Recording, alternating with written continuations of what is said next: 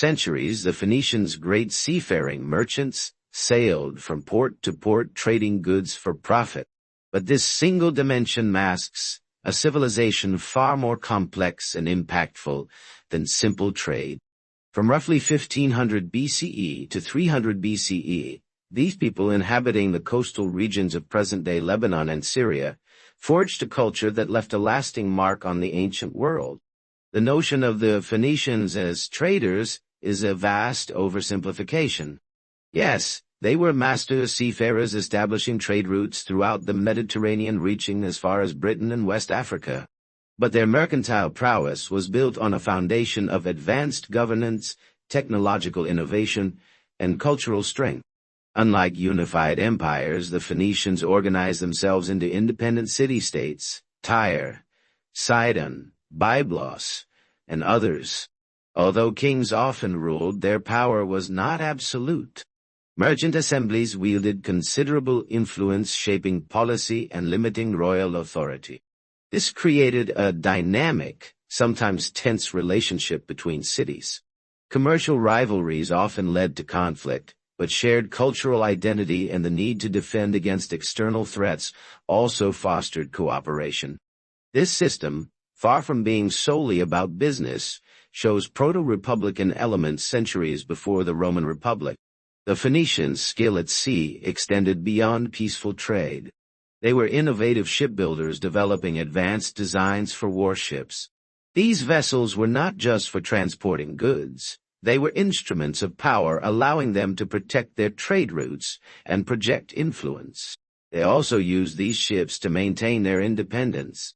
For example, the Phoenicians were masters at building galleys powered by oars and sails, which allowed them to be faster and more maneuverable than the merchant ships of their time.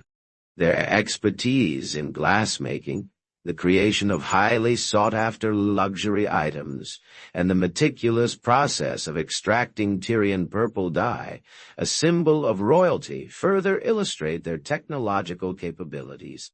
This dye alone commanded enormous prices and cemented Phoenician dominance in luxury goods. Phoenician cultural contributions are equally profound. While their alphabet, later adopted and adapted by the Greeks and Romans, is perhaps their most famous contribution, their impact extends even further. Phoenician literature, though fragments survive, suggests a rich tradition of storytelling. Their religious practices centered on deities, such as Baal and Astarte, were a significant part of their identity. They also fiercely defended this identity in the face of ever-expanding empires. Their art, displayed in finely crafted ivory carvings and metalwork, shows a clear cultural identity distinct from their neighbors. When faced with assimilation, the Phoenicians resisted. For example, they were sometimes part of the Assyrian and Persian empires, but they kept their language and certain customs alive, showing that they did not disappear quickly.